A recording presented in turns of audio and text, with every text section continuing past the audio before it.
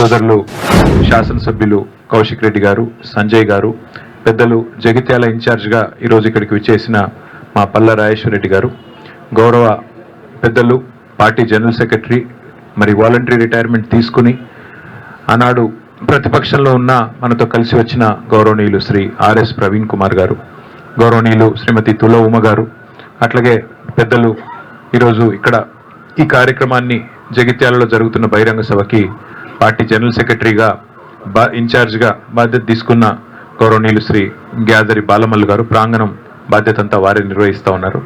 వేములవాడ నియోజకవర్గ బాధ్యులు గౌరవనీయులు శ్రీ చెలిమెడ లక్ష్మీ నరసింహారావు గారు, పెద్దలు సివిల్ సప్లైస్ కార్పొరేషన్ మాజీ అధ్యక్షులు, ఈ ప్రాంగణానికి మరి మొత్తం ఏర్పాట్లకు బాధ్యత తీసుకున్న బాలమల్లు గారితో పాటుగా శ్రీ మారెడ్డి శ్రీనివాసరెడ్డి గారు, మాజీ జిల్లా పరిషత్ చైర్పర్సన్ మా సోదరి మరి శ్రీమతి దావా వసంత సురేష్ గారు, గౌరవనీయులు చొప్పదండి మాజీ శాసనసభ్యులు మన సుంకె రవిశంకర్ గారు, అదేవిధంగా వేదికపైన ఆసీనులైన మా వక్ఫ్ బోర్డ్ మాజీ చైర్మన్ మసీవుల్లా ఖాన్ గారు, ఇంకా మిగతా మిత్రులందరికీ పేరు పేరున హృదయపూర్వకంగా నమస్కారాలు. పత్రికా మిత్రులకు కూడా ప్రత్యేకంగా నమస్కారాలు. మా మాజీ శాసనసభ్యులు మరొక జీవన్ రెడ్డి గారు, ఆశన్న గారు, జీవన్ రెడ్డి గారు, వారికి కూడా ప్రత్యేకంగా నమస్కారాలు. ఇవాళ జగిత్యాలలో ఒక పండుగ వాతావరణం కనబడతా ఉంది. పెద్దలు మాజీ మంత్రివర్యులు జీవన్ రెడ్డి గారు, పార్టీ అధ్యక్షులు, తెలంగాణ తొలి ముఖ్యమంత్రి కేసీఆర్ గారి నాయకత్వంలో మరి బీఆర్ఎస్లో చేరబోతా ఉన్నారు అనే ఒక కోలాహలం, ఒక పండుగ వాతావరణం ఇవాళ అందరికీ కనబడతా ఉంది. హరీష్ రావు గారు ఇప్పుడు మర్యాదపూర్వకంగా జీవన్ రెడ్డి గారి ఇంటికి వెళ్ళి వారిని స్వాగతించి పలకరించి, వారికి గతంలో దాదాపుగా ఒక 25 సంవత్సరాలుగా వారికి ఉన్న పరిచయం కూడా ఇద్దరికి ఉంది కాబట్టి వారిని పలకరించి సాధారణంగా పార్టీలోకి వస్తున్నందుకు ధన్యవాదాలు చెప్పడం జరిగింది. ఇవాళ వాస్తవం ఏంటి అంటే రాష్ట్రంలో ఒక రాజకీయ పునరేకీకరణ జరుగుతూ ఉంది. సింహం బయటికి వస్తూ ఉంది అంటే గుంటనక్కల గుండెల్లో ఇలా రైలు ఉరుకుతున్నాయి. కేసీఆర్ గారు ఒక సంవత్సరం తర్వాత ఒక బహిరంగ సభకు వస్తున్నారంటే ఎన్నో రకాల కుట్రలకి కుతంత్రాలకి తెరలేపి కాంగ్రెస్ ప్రభుత్వం జగిత్యాలలో జరగబోతున్న జైత్రయాత్రను అడ్డుకునే ఒక చిల్లర ప్రయత్నం చేస్తూ ఉంది. ముఖ్యమంత్రి గారు, మంత్రులు ఎంత సిల్లీ పాలిటిక్స్ అంటే కేసీఆర్ గారు ఇక్కడికి వస్తున్నారంటే ముఖ్యమంత్రి గారు మేడిగడ్డ కోతారట.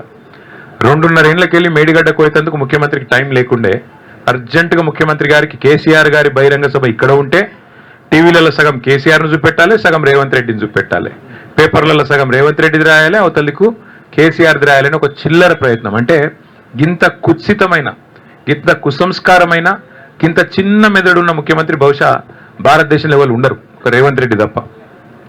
ఆయనకు హైటే తక్కువ అనుకున్నాం, బుర్ర కూడా తక్కువ. అంటే ఈ మాట ఎందుకు అంటున్నా అంటే నిజం గింత చిల్లరకు ఉండకూడదు రాజకీయం. కేసీఆర్ లాంటి ఒక నాయకుడు ఆయన ఇంకా గీ ఏజ్లో గీ స్థాయికి చేరుకున్న తర్వాత ఆయనకు పేపర్ వాళ్ళు ఏం రాస్తారు, టీవీ వాళ్ళు ఏం చూపెడతారు, ఆయనకి ఏమైనా ఉంటుందా? జగిత్యాలకు వచ్చుడు, జనాలను కలుసుడు, అందరి ముందు మాట్లాడుడు, లక్షలాది మందితో సంభాషించుడు కేసీఆర్ గారికి తెలిసిందే గది, ఆయన ప్రస్థానమే అది. అట్లాంటిది ఇవాళ ఆయన ఇక్కడికి వస్తుంటే కోరుట్లకి వెళ్ళి వచ్చేటోళ్ళందరికీ ఇక్కడికి రానియకుండా రోడ్డు దవ్వుతారట.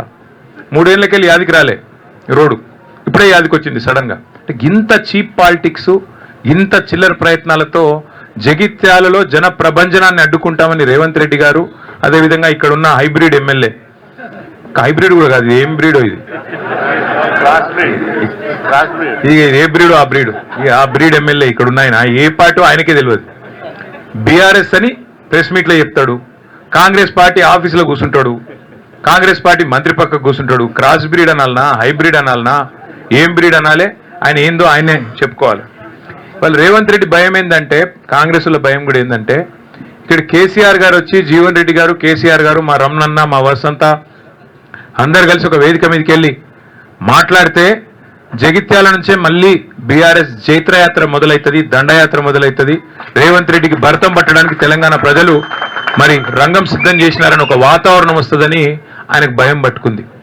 ఆయన అట్టర్ ఫ్లాప్ పాలన, 6 గ్యారంటీలని, 420 హామీలని, 13 డిక్లరేషన్లు, అన్ని వర్గాలను మోసం చేసిన విషయం బయటపడుతుందని చెప్పి ఆయనకు భయం పట్టుకున్నది.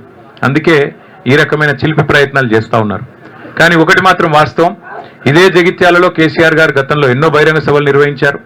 ఈ సభ కూడా అద్భుతంగా విజయవంతం అవుతుంది. ప్రభుత్వం ఎన్ని ప్రయత్నాలు చేసినా, ఎన్ని చిల్లర కుట్రలు చేసినా అన్నిటినీ కూడా అధిగమించడానికే మా పార్టీ నాయకత్వం అహరహం కూడా కష్టపడతా ఉన్నారు. మా సోదరులు పల్లా రాజేశ్వరరెడ్డి గారు ఇలా ప్రత్యేకంగా జనగామ శాసనసభ్యుడు ఇక్కడికి వచ్చి వారు జగిత్యాల కేంద్రంగా జగిత్యాల నియోజకవర్గ పరిధిలో వారు బాధ్యత తీసుకున్నారు. పర్యవేక్షణ, అందరినీ కూడా కోఆర్డినేషన్ బాధ్యత, సమన్వయం. అట్లాగే మా ధర్మపురి కాన్స్టిట్యున్సీకి రవీందర్రావు ఎమ్మెల్సీ గారు, తక్కలపల్లి రవీంద్రరావు గారు, వరంగల్ వాసి, వారు కూడా ఇక్కడికి వచ్చి ధర్మపురిలో కొప్పుల ఈశ్వర్ గారితో కలిసి వారు కూడా సమన్వయం చేసుకుంటా ఉన్నారు. అట్లాగే మా చొప్పదండి నియోజకవర్గంలో మాజీ శాసనసభ్యులు పెద్ద సుదర్శన్ రెడ్డి గారు, వారు మా రవిశంకర్ గారితో సమన్వయం చేసుకుని అక్కడి నుంచి వారు జగిత్యాల జిల్లా పరిధిలో వారు ప్రయత్నం చేస్తూ ఉన్నారు. కోరుట్లలో గౌరవనీయులు మాజీ మంత్రి మరి శ్రీ ప్రశాంత్ రెడ్డి గారు, అక్కడ ఎమ్మెల్యే సంజయ్ గారితో, అట్లాగే మా జిల్లా పార్టీ అధ్యక్షులు విద్యాసాగర్ రావు గారితో వారు సమన్వయం చేసుకుంటా ఉన్నారు. వేములవాడ అక్కడ మా పెద్దలు లక్ష్మీ నరసింహారావు గారితో మాజీ పార్లమెంట్ సభ్యులు తమ్ముడు బాల్కా సుమన్ గారు వారు అక్కడ బాధ్యత తీసుకున్నారు. ఈ రకంగా పార్టీ నాయకత్వం మొత్తం కూడా సమిష్టిగా పనిచేస్తున్నది. ప్రాంగణంలో ఇక్కడ బాలమల్లు గారు, శ్రీనివాస్ రెడ్డి గారు ఉన్నారు. సమిష్టిగా జీవన్ రెడ్డి గారి మరి చేరికను స్వాగతిస్తూ జగిత్యాల రైతాంగం కానీ జగిత్యాల ప్రజానికం కానీ బ్రహ్మాండంగా మరి కదిలి వచ్చే పరిస్థితి కనబడతా ఉన్నది. ఏర్పాట్లు కూడా బాగా ఘనంగా జరుగుతూ ఉన్నాయి. ఎండల్ని కూడా దృష్టిలో పెట్టుకొని అన్ని ఏర్పాట్లు చేస్తూ ఉన్నాం. దాదాపుగా ఒక 3 లక్షల మంచినీళ్ళ బాటిల్ కూడా తెప్పిస్తూ ఉన్నాం. ఒక 2 లక్షల మజ్జిగ ప్యాకెట్లు కూడా తెప్పిస్తూ ఉన్నాం. ఇవన్నీ కూడా ఎందుకంటే సాయంకాలం సభ అయినప్పటికీ కూడా కేసీఆర్ గారు దాదాపుగా 5:30 గంటలకు ఇక్కడ చేరుకుంటారు. ఎండ చల్లబడ్డ తర్వాతనే సభ ప్రారంభమవుతుంది. 5:30 గంటలకి కేసీఆర్ గారు